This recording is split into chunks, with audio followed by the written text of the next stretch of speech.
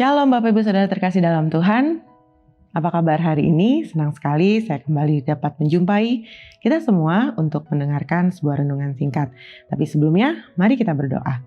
Bapa, kami mengucap syukur untuk saat ini Tuhan. Terima kasih untuk berkat-berkat-Mu yang telah kami terima sepanjang hidup kami dan kesempatan yang indah di mana kami kembali dapat mendengarkan firman-Mu.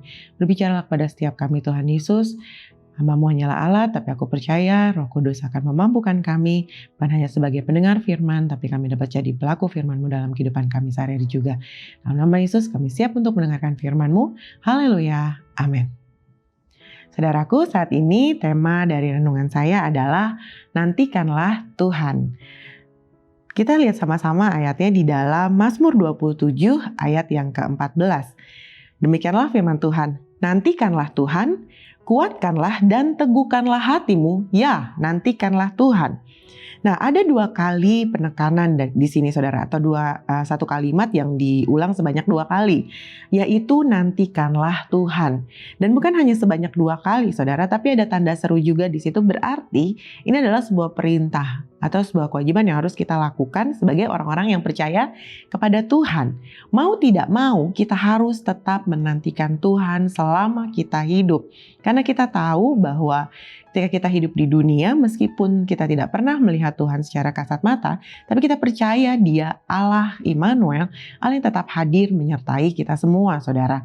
Itu yang paling penting.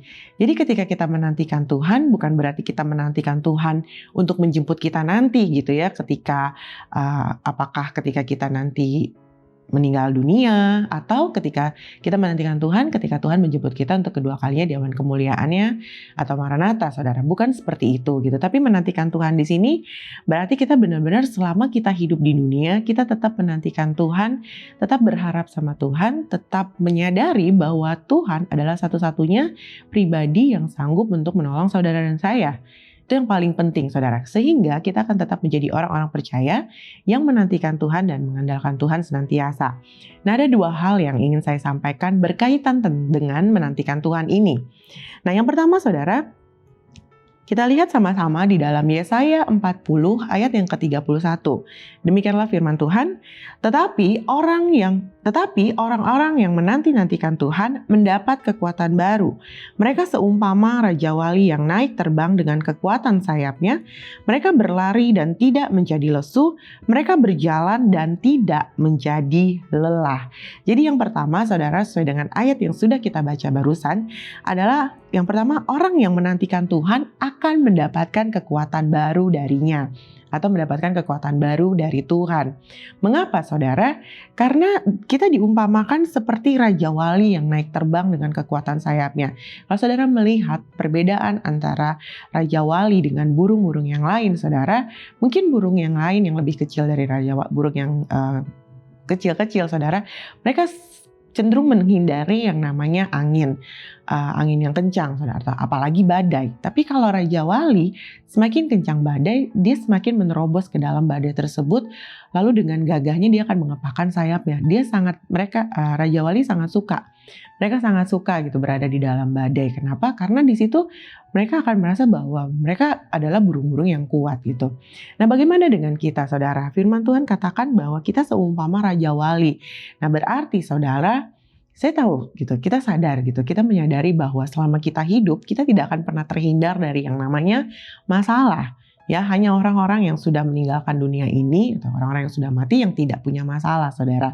Nah, kita yang masih hidup pasti kita akan punya masalah, dan seberat apapun masalah itu atau sebesar apapun pergumulan yang harus kita hadapi, saudara, kita harus menghadapinya gitu. Jadi jangan lari dari masalah. Kita harus sama seperti burung Raja Wali yang semakin besar masalah, kita akan semakin kuat.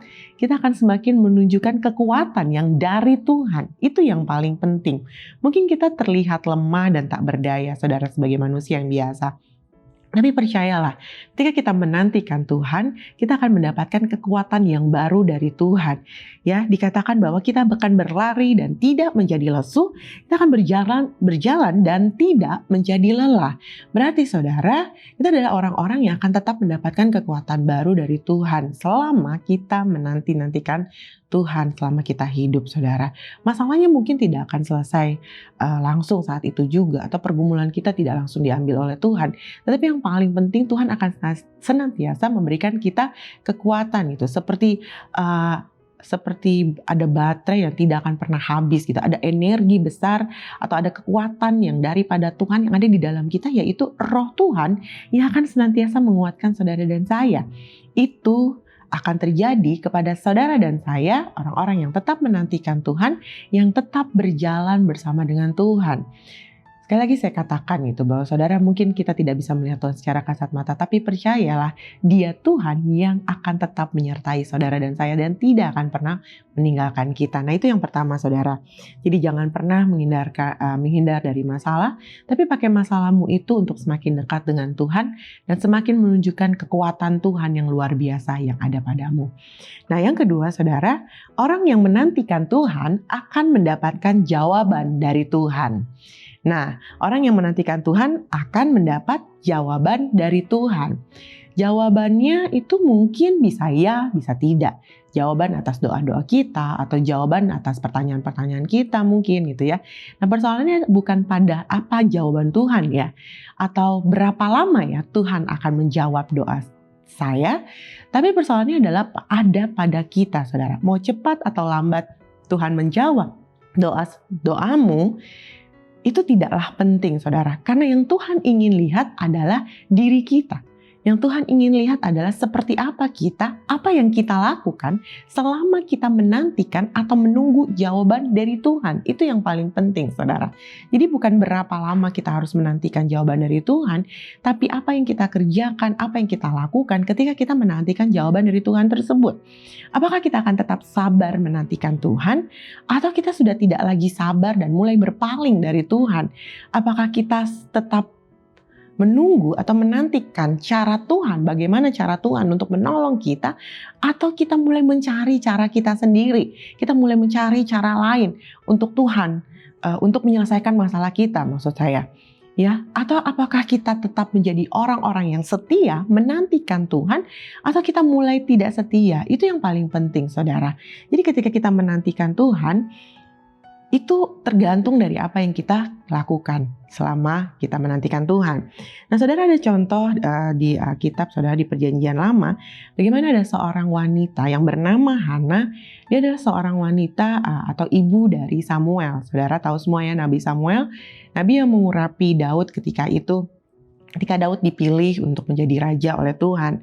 Nah, saudara, kita lihat sama-sama, saudara, bahwa Hana ketika itu dia berdoa kepada Tuhan, saudara. Dia berdoa dan dia menantikan jawaban dari Tuhan ketika itu, saudara. Kita lihat sama-sama di dalam 1 Samuel 1 ayat 1 dan sampai 28, saudara. Ini adalah kisah tentang lahirnya Samuel. Kalau saudara lihat dari awal, saudara ya, ayah dari Samuel bernama Elkana. Dan ketika itu, saudaraku, Hana, istrinya Samuel, tidak memiliki anak. Lalu dia berdoa kepada Tuhan, saudara. Kita lihat sama-sama. Jadi ketika itu madunya atau istri lain dari Elkana, yaitu Penina, menyakiti hati Hana gitu. Karena Hana merasa bahwa kenapa dia tidak bisa punya anak, kenapa dia mandul, saudara. Dan ketika itu, saudaraku, dikatakan di dalam ayat yang ke-11, saudara. Oke, kita boleh mulai dari ayat yang ke-10. Dikatakan seperti ini. Ayat 9, pada suatu kali setelah mereka habis makan dan minum di Silo, berdirilah Hana sedang Imam Eli duduk di kursi dekat tiang pintu bait suci Tuhan. Dan dengan hati pedih ia berdoa kepada Tuhan sambil menangis terseduh-seduh. Ayat 11 dikatakan, kemudian bernazarlah ia, katanya, Tuhan semesta alam, jika sungguh-sungguh engkau memperhatikan sengsara hambamu ini dan mengingat kepadaku dan tidak melupakan hambamu ini, tetapi memberikan kepada hambamu ini seorang anak laki-laki, maka aku akan memberikan dia kepada Tuhan untuk seumur hidupnya, dan pisau cukur tidak akan menyentuh kepalanya.